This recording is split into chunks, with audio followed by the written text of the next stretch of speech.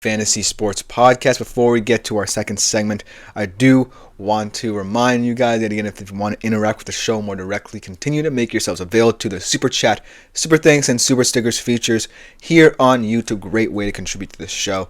Speaking of which, we come back from the break to two comments concerning still the topic of Texas here, the Texas QB situation. One from SJ, one from Andre. SJ asking the simple question whether or not I believe Arch Manning or Quinn Ewers is the guy going forward for the Texas Longhorns. And I still believe that Ewers is the right option, but I do think what concerns me about Ewers is that in moments where he does get injured, I do feel like he's one of those QBs going forward, especially in his NFL career, you're going to have to worry about in terms of timeline to return.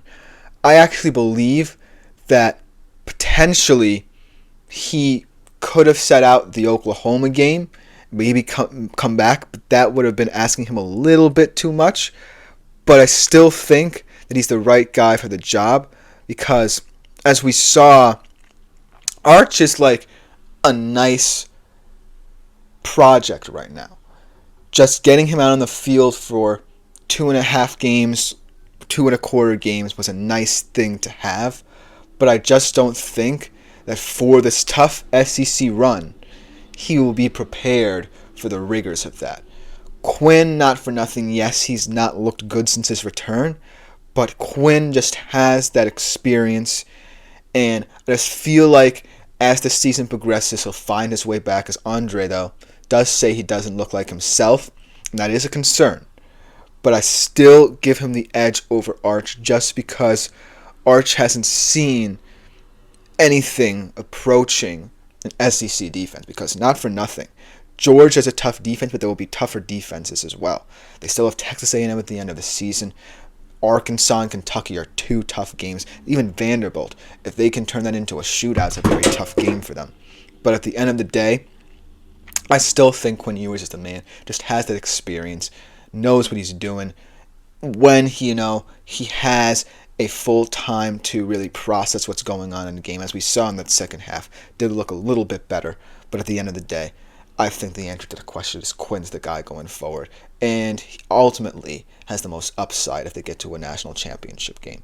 But I do digress for a little bit. We do have to get back into our scheduled programming for today's show with our NFL Fantasy Stars of the Week. That is not the right graphic there.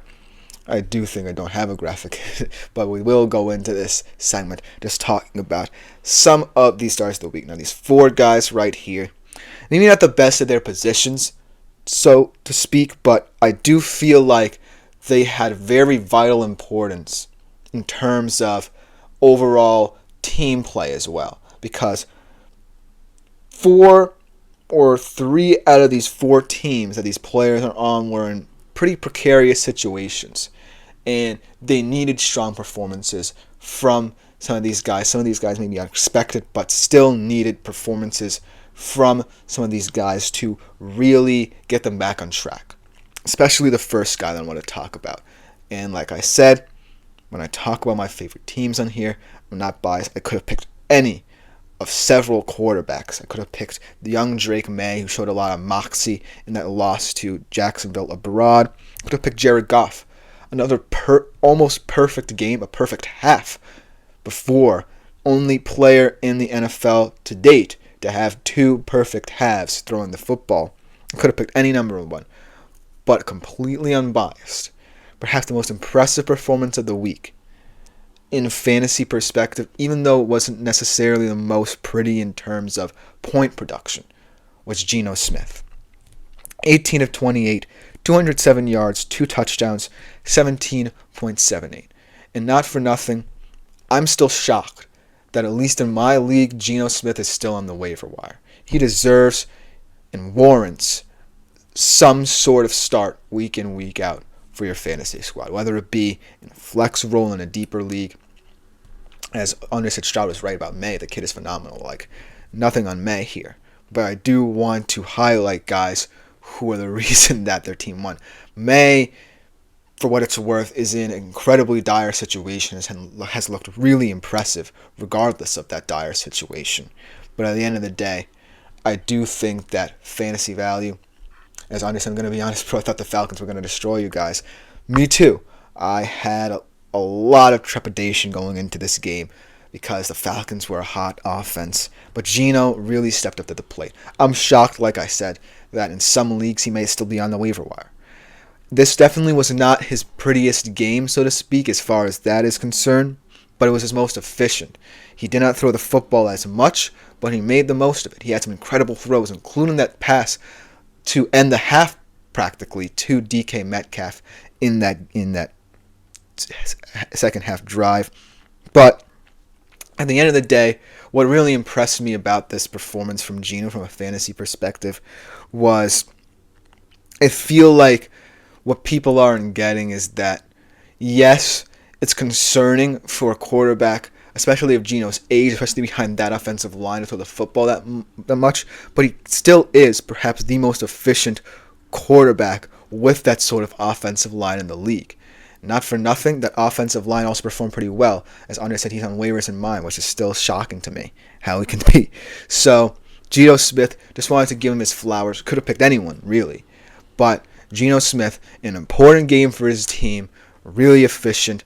Maybe not the prettiest performance of the season for him, but still one that was very sufficient. In terms of running backs, perhaps the best week by any position thus far this season from a fantasy perspective. The running backs really showed up. I could have picked like 5 running backs for my list this week. That was how good running backs performed. But the one running back that I wanted to highlight, in a situation where in his offense, his role has seemed lesser this season, but he really stepped up in a big way. Didn't know whether his backfield running mate was going to be healthy for this game, but he really stepped up for this game, and that is Jahmyr Gibbs. As honest a question, how do you feel about McDonald overall? Through these first 7 weeks, there's been some peaks, there's been some valleys. Obviously, the 3-0 start looked impressive. But like I said, it's against a rookie QB. Even this win against the Falcons was a little bit sketchy just because Kirk Cousins has those kinds of games. He's not the most mobile of quarterbacks, right? But I do really like what he's trying to do. And when he has a fully healthy defense, chances are we're going to see very Legion of Boom-esque stuff from them. Maybe that's getting a little bit ahead of myself, but I do think that the defense will take the right steps forward. And granted, in this game as well, they looked pretty good against a pretty solid offense overall. The run defense is still a bit of a concern, but for the most part, I'm really happy with the future of this season and beyond for what Mike McDonald could do for this defense. After that 3-game losing streak, to be honest with you, I didn't necessarily know where this team was headed. But granted, after 3 games in 11 days, with not much defensive depth to your name, you're still with a winning record right now. As Turgay Kaglar enters the chat, welcome my friend. Hey man, 49ers versus Cowboys or Chiefs versus Raiders or Lions versus Titans for week 8. Lions with 10 sacks, 8 interceptions, 3 fumble recoveries blinking at me. I believe you are asking about defensive help here. Very rarely we do get this question, but I love it. Out of all these defenses, I do believe the Chiefs' defense is the most pressing here, in my opinion. They're going up against the Raiders team that has lost a lot of luster with Devontae Adams leaving. And not for nothing, as Turgay also reminds me the Lions defense has 19 takeaways. So I do feel like the Chiefs have the easiest matchup here, but I do feel like you're right in saying that this is an opportunity for the Lions defense to prove that they're more than just Aiden Hutchinson. I really like how their secondary looked in that game against the Vikings. I really like what Brian Branch did. So there's a lot of talent there.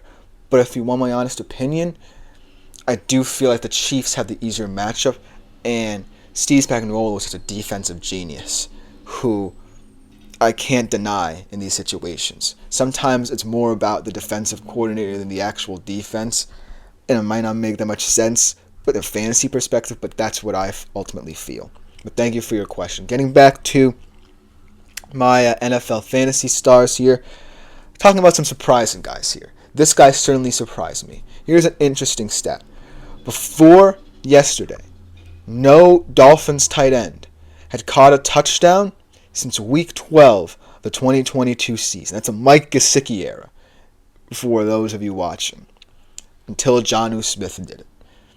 7 receptions, 96 yards, 1 touchdown, 22.6 fantasy points. Granted, this probably will not continue because of the fact there's so many questions about the Dolphins quarterback situation. Will Tua come back as early as next week? And if so, will he immediately get back to the deep balls to Hill and Waddle? But not for nothing. If you can get a tight end going, as Turgay says, thanks how many TD Dolphins have, TBH. Well, it honestly depends on whether or not Tua plays. As he also said, they're awful, which at this point in the season is not that hard to see, but I still think there's a lot of upside whether or not Tua's playing there. They just don't necessarily, I guess, have the offensive nous or the coaching style to generate that on the field, but I still think they have a lot of upside.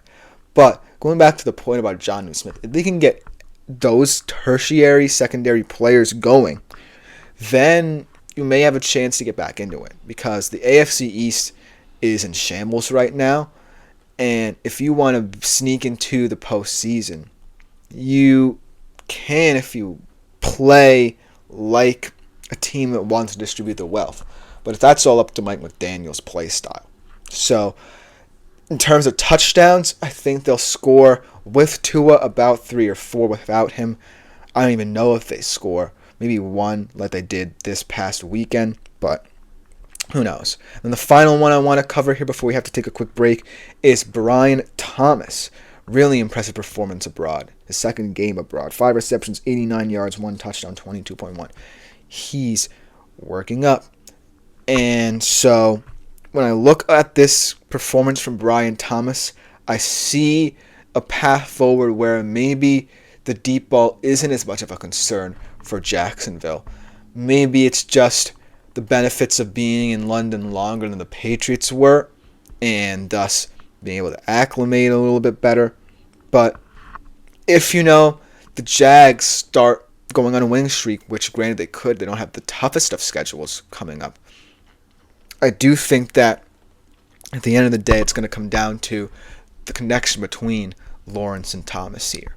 So I do feel like these past performances from Brian Thomas are a sign that maybe the ineptitudes that we saw from the Jaguars offense, what with the deep ball, can be fixed or adjusted moving forward.